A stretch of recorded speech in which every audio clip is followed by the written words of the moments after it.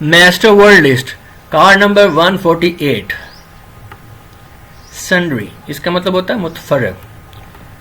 Viewers, अगर आप ये वीडियो पहली मरतबा देख रहे हैं तो इस नोट को ज़रूर पढ़ लें क्योंकि ये आपके लिए इंपॉर्टेंट साबित हो सकता है।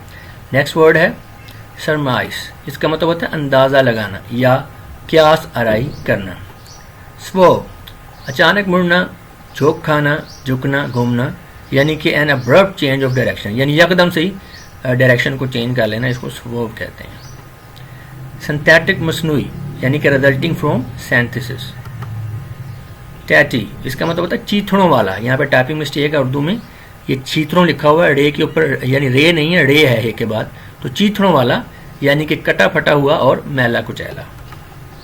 टेम्पोरल, हमेशा के लिए ना रहने वाला, वक़्त की वजह से महदूद, इसके लिए हम ज़मानी और दुनियावी भी कह सकते हैं इसके मीनिंग में।